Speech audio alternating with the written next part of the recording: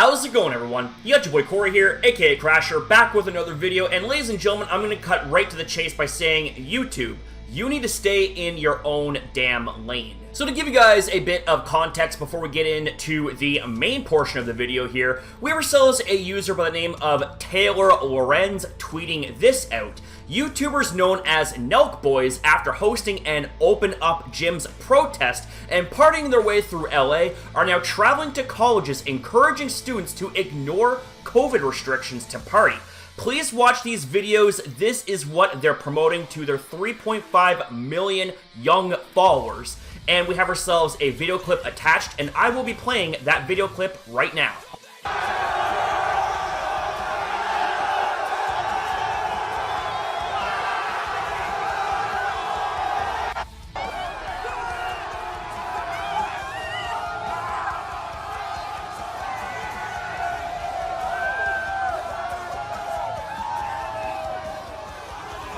I don't even know what to say anymore. Like, you guys changed our fucking life. Let's go.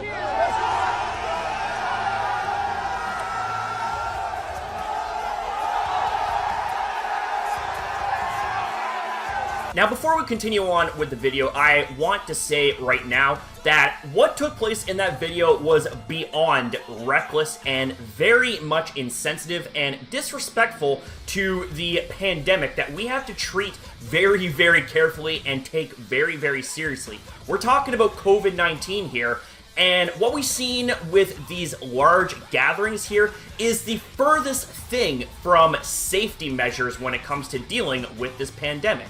So this is where YouTube steps in, and this is where things really truly start to pick up steam here. We have Team YouTube tweeting out the following. If a creator's off-platform behavior harms our ecosystem, we will take action to protect the community. We suspended the Nelk channel from the partner program because they encouraged large numbers of people to disregard social distancing guidelines, creating a large public health risk. Now, while I understand that YouTube is worried about COVID-19, as am I and many, many other people, that much is obvious, the fact is, with this statement right here, sets a very, very terrible precedent, and this opens up for a major slippery slope.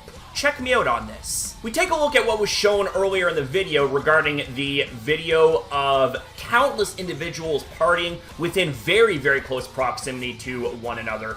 That footage was uploaded to Instagram, not on YouTube.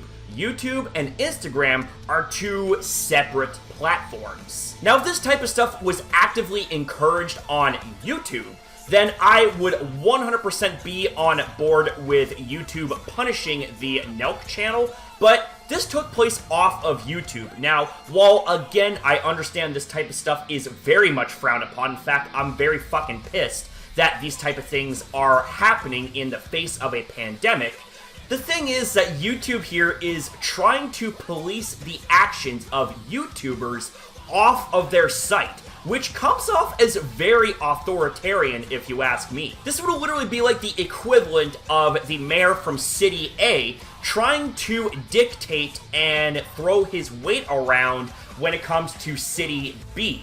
The mayor of City A does not have any authority or power whatsoever outside of his own city, whereas the mayor of City B has his own jurisdiction. Do you see where I'm going with this here? In this case here, these two cities are YouTube and Instagram. Now, again, I very much frown upon the idea of having huge gatherings without any safety precautions in regards to COVID-19. This took place off of YouTube. So where on earth does YouTube think that they have the power and the authority to police their YouTubers that do things off of their site? I mentioned earlier that this could cause a very big slippery slope because if this right here is what is to come in the future of YouTube and all of the content creators, then anybody, and I mean anybody, could be in danger if, say, for example, if something was to happen on Twitter, there was a bit of beef here and there between person A and person B, and they also happen to be YouTubers, well, guess what? They could actually be on the hook and get punished for beef that took place off of YouTube and on Twitter.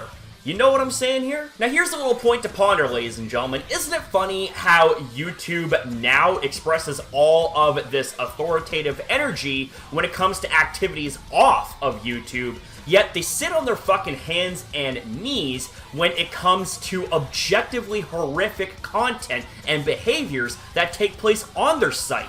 As an example, how the fuck is it that this individual still has a platform when he is known for killing cats and uploading that shit to YouTube? How is it that a known convicted pedophile still has a platform despite the fact that he is a convicted pedophile who took advantage of his young audience by having a large platform and a lot of power?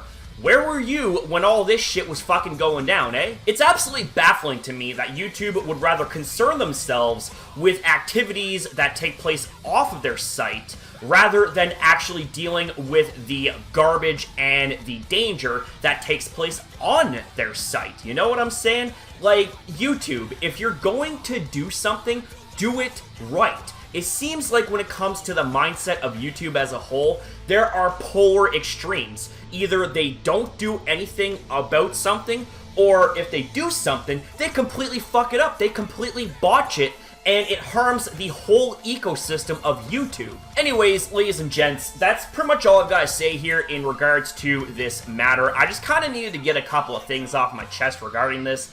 It's obviously not okay what YouTube is trying to do. They're overstepping their fucking bounds, and they need to stay in their own goddamn lane, okay? Straight up. They need to stay in their own damn lane and worry about shit that happens on their site. Their site, not anywhere else. So thank you guys for watching. Have yourself a damn good one, and I'll see you in the next video.